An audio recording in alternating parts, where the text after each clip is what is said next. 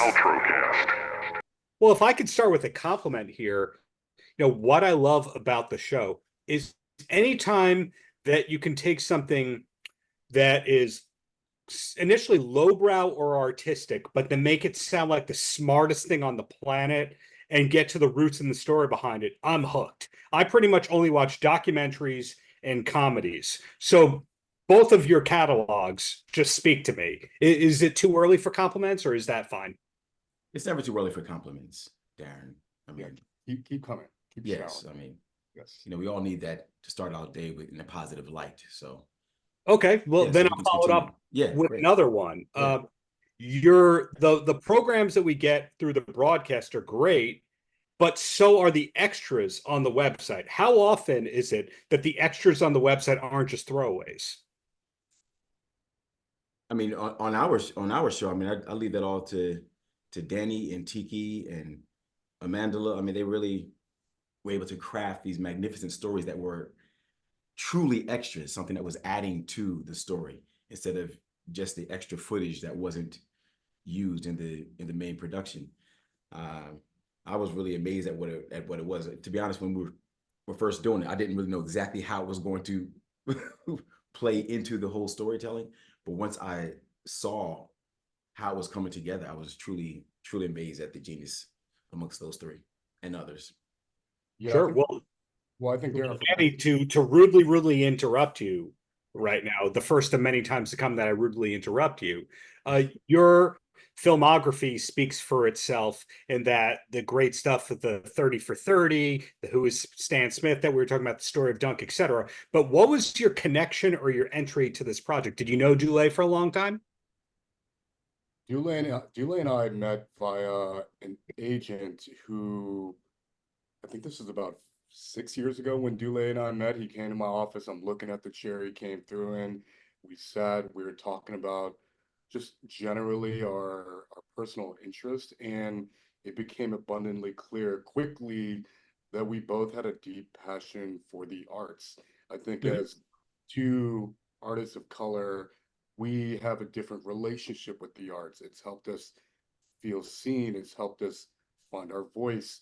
And so I think both of us felt we owe a lot to the arts. And when, Dule had this initial idea of traveling around the world, sort of profiling dancers and how, and the different styles of dance, which I immediately loved. I've been deeply involved in culture and subcultures my entire life. And I think my Yeah. film is merely an extension of that.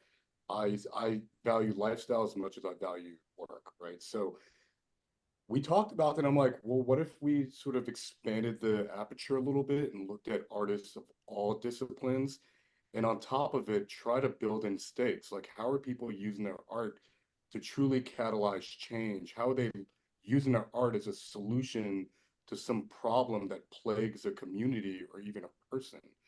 And that's sort of how it evolved, and then it became the expressway. People get confused, like it's literally an expressway because we're like traveling around the country, but it's more about the expressway, the way, the artist's way of life. And that was really important to us. So anyways, Dule and I hit it off, and we had been pounding the pavement with the show, shared it with all the players, and there was interest in different pockets, but it feels like a bit of a unicorn where you're telling these lesser known artist stories in these, sort of like three artists within an hour episode. It distinctly feels inspiring and hopeful. And we know true crime is not necessarily that. And true crime sort of runs the roost in television right now. So Yeah. it felt like we threaded a needle to get this through, but it was important. It was a call to action for us. It was really important. Yeah, and also what really also attracted me with the vision that Danny had for the project was the fact that it wasn't a lot of known artists, widely known artists, because that I think is what makes it so effective. It makes it a point of entry for people to realize we're all just like each other. If we all just tap into the gifts that we have, then we can really affect major change in our circle of influence. I think it's different when it's like, oh, this is pull out anybody. This is George Clooney. This is what he's doing with his art. Well, yeah, it's George Clooney.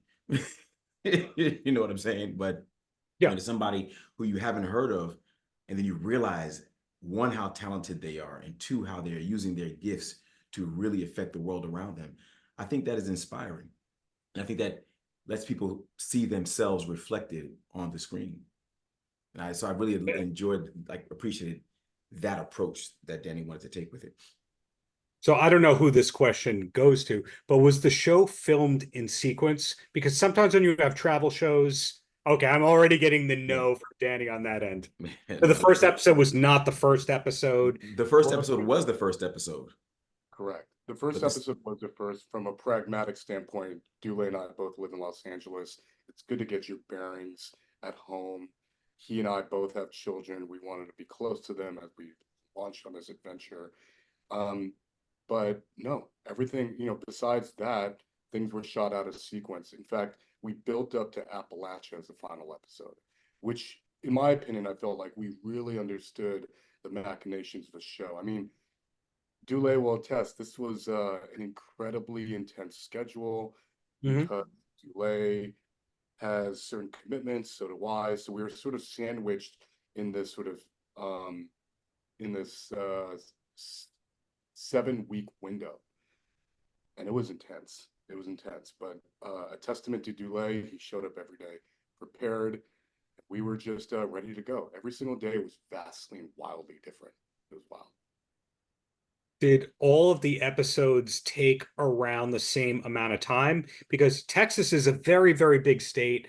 Appalachia is a very big region that goes a bunch of states, but at the same time, there might be more to say about Texas. Yeah, I mean, we definitely had, like certain areas, and I'd love to clarify. We try not to look at this show like a travel show. We want to look at it like we are looking at the tapestry of artists around America, right? Because we know that the travel show plus celebrity host equals blank. And to us, this was never that. It wasn't a celebrity experiment. This was Right. celebrity who was deeply involved in the arts, trying to celebrate lesser known artists on the ground, catalyzing change. But yeah, I mean, I think Appalachia took a little bit longer. It was interesting when we first arrived there. We arrived at, I think it was a Best Western in Hazard, Kentucky. Right. And if you know, Hazard has a little bit of a sordid past, and Yeah. Dule and I looked at each other like, "Are we okay?" But the production put in the proper safeguards for us. But yeah, we started in Hazard, and it was interesting. It was like this progressive journey through the Appalachians, where we landed just outside of the Appalachians in Raleigh, North Carolina, with this Latin grass group called Larry and Joe. And we almost saw like the evolution of Appalachian music through the episode. And that's the only part that I felt was really shot in linear order. We shot with Doug Nazarode, and then we shot with Amethyst, and then we shot with Larry and Joe. But if you watch the episode, you'll see that we sort of not only do we capture the healing power of music, we kind of capture the evolution of Appalachian music over the decades. Through the journey of, I mean, it literally was a journey, because we drove from one place to another, and it was quite a distance that we covered. And that also is reflective in the story, because the music covers quite a distance, and the story of the region covers quite a distance. And going back to Hazard County, what really stuck with me during that time is that it is important to lean in, and it is important never to judge a book by its cover. Because when I first came to Hazard County, I mean, I'm not gonna lie, I was like, Danny, what the heck am I doing here? and am I okay here? I saw a lot of Confederate flags, and Confederate flags may mean one thing for one group of people, but for me, that's not a welcoming place. But I will say, as you take the time to lean in, and if you don't judge a region by a select few, you can really find some genuine relationships and some really points of light. Meeting the whole entire crew of Troublesome Creek stringed instruments, but from Doug Nazarode to everybody who works there, they were really gems in the midst of the region. And I hope that translated on the screen as well, because that was something that I think we were trying to, I don't even know if we were trying to accomplish, but I believe that we did, was to see this connective tissue across different areas of the United States that you would think would not have any points of relation. But through the lens of art, you realize that people who are supposed to be against each other really and truly are striving for the same things. They really just want to have value, create space in the world, have a presence and be acknowledged in the world, and be able to live life fully in this world. And whether you were in Chicago, whether you were down in Texas, or whether you were in Appalachia or Los Angeles, the theme was really the same overall as you start to talk to the artists and the communities that they were affecting. Very good points right there. The arts have become divisive in more recent years, but when you get to the bottom of the whole thing, it should actually be a unifying thing. And I think that your series really emphasizes that, because you're not going around to artists who are necessarily thinking about units. They're not calling their art, how many units did we sell? They create, and they don't think about publishing and songwriter shares and that kind of thing. They create because it's what they do. So in your case, Dule, does that kind of bring you back to your roots and your multifaceted career? It actually does. I mean, I was telling a lot of artists that I know here in Los Angeles and even in New York after I finished the production, it rejuvenated me as an artist. It brought me back to the root of what it is and why we do what we do. Because oftentimes in the scope of the industry, you can really get caught up in the business of the show. Yes. And having to build and having to expand and having to do this great thing and this thing that covers has a big footprint. But then you can kind of lose focus of why is it that you're an artist in the first place? And really going on this journey for myself was a beautiful reminder of, yes, this is what it's about. This is what brings the joy. This is what fills, at least me, and I can see it in you, us up fully, is being focused on the art and having our art affect the world around us in a positive way. Well said. Danny, when some people finish a season or a film, they either go two ways. They go, oh, I've got 10 more ideas. I'm ready for the next one. Just give me the budget. And other people go, let's breathe. Let's do something different, and we'll come around when the time's right. Where are you at with the Expressway, having ambitiously finished a collection like that? Yeah, I think you kind of nailed it. It was very ambitious. It was very exhausting. But it was very rewarding. I remember looking around at our crew every day. I mean, these were 12-hour days in 105-degree weather. Yes. Our DPs are holding these like 50-pound camera packages.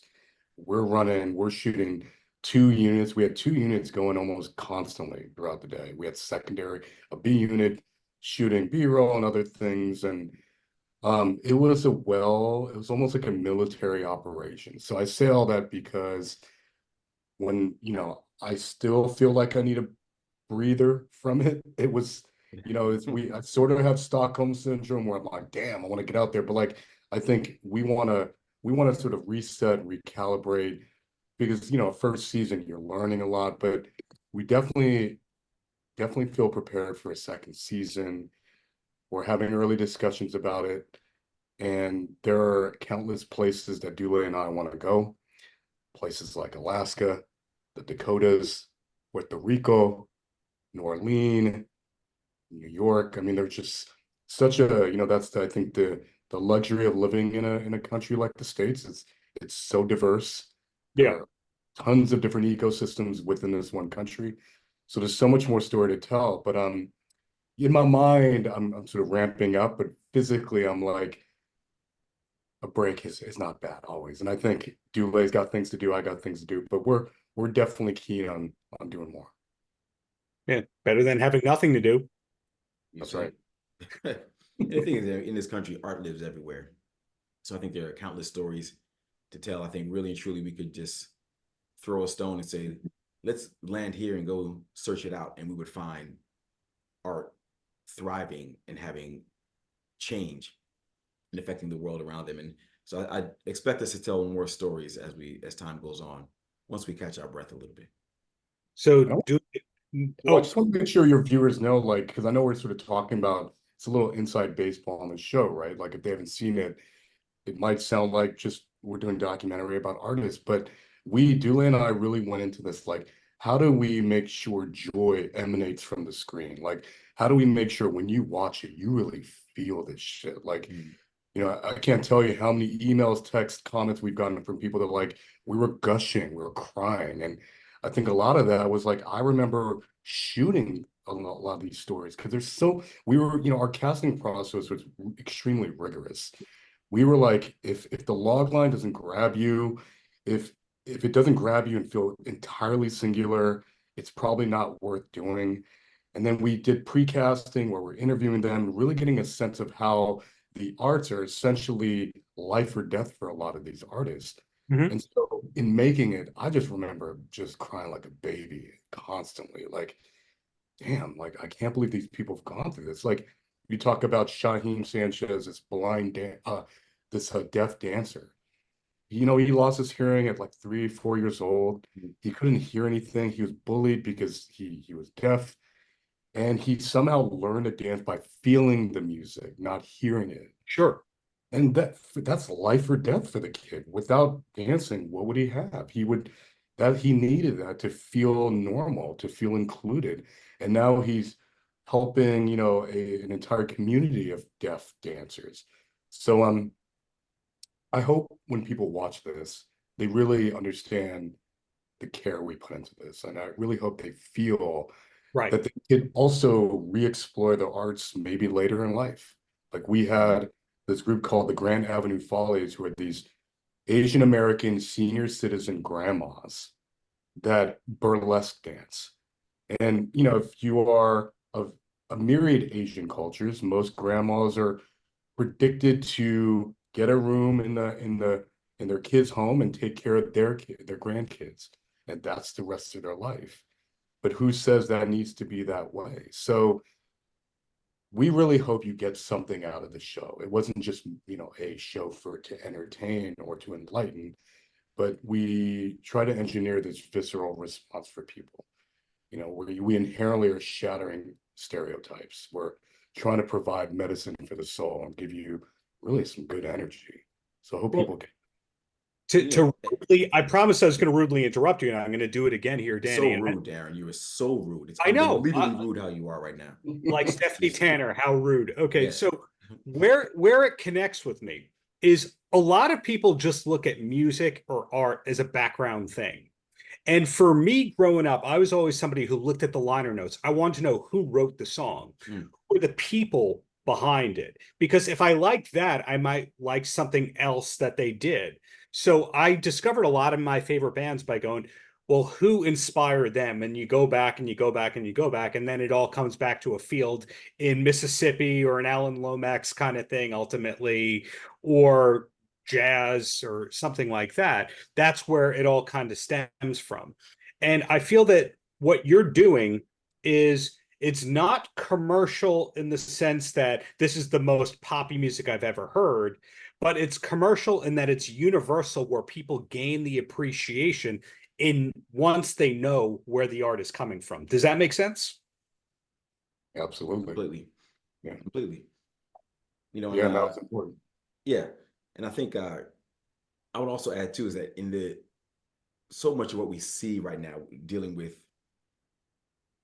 the country really is so divisive. There is such either us versus them. And one of the things that I believe comes out of watching this show is the joy that we get from realizing how really we all are in this together. There's not many programs that you can turn on TV where you will about the country that you will watch and leave with joy, leave being affected in a positive way. Yeah. And I feel like the Expressway has really done that, to dive deeply into telling someone's story, seeing how they are affecting the world, and inspire you along the way and have you walking out feeling better about this place we call the United States. Yeah, there's something real intrinsic in arts that allows you to connect and relate to someone that is completely counter to who you are Mhm. from socioeconomic background or whatever. I mean, I sort of grew up with hip hop, right? And I remember you just enter a cipher and you're freestyling with people, or, even going back to b-boying in New York and the Bronx.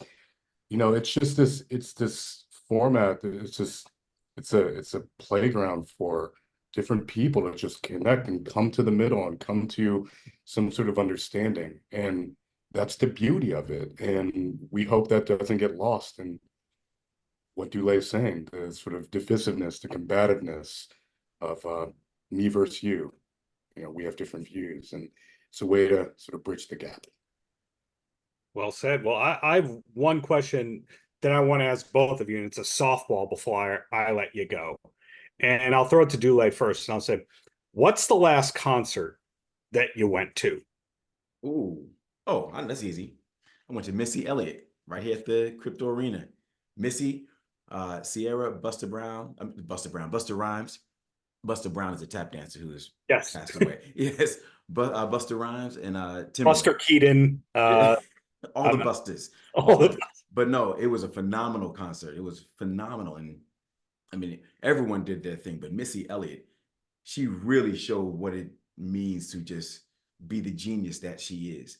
You kind of forget about the power and the effectiveness of Missy Elliott, and how she was really affecting culture for so long, and her genius. I mean, the way she just took you to a whole other place. I really take my hat off to Missy. She put on a phenomenal show. Without her, if you go down the list of the artists that she produced and or unveiled, and you say Sierra, Aaliyah, Timbaland, arguably there's no Timbaland without Missy Elliott. And then you look at all the people that Timbaland is responsible for, Timberlake, etc. Without music, where would we be without Missy Elliott? Exactly. There you go. Danny, no pressure on you to top that. Yeah. What was the last concert that you went to?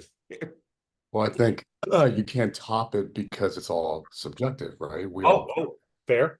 Differently. But this is what but I think this might top with Danny Lee. This is what happens when you work with Danny Lee. I recently saw Dead & Co. at the Sphere.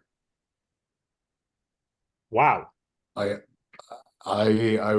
was a casual Dead fan, but that experience was just mind-blowing. I can't even fathom or put into words. Taking a little bit of shrooms might help. I don't know if you want to publish that or not, but he's not saying he did. He's also not denying that he did. He's just saying he heard that. Yeah. If you just say allegedly, every now and then in your real life, you can get away with a lot. Allegedly. There was some energy there. There was some energy. But yeah, I gotta tip my hat to I mean, Bob Weir, obviously incredible musician and visionary, but I gotta tip my hat to John Mayer. He held his own. He was riffing, he was killing the guitar. But the whole experience, if you haven't been to the Sphere yet, it's definitely the future of event going. It's incredible. I'm speechless still. I've not been there yet. Oh, you got to go. Gotta go. Yeah. Maybe season 2 of the Expressway. We'll do a. You beat me to that. Premiere at the Sphere.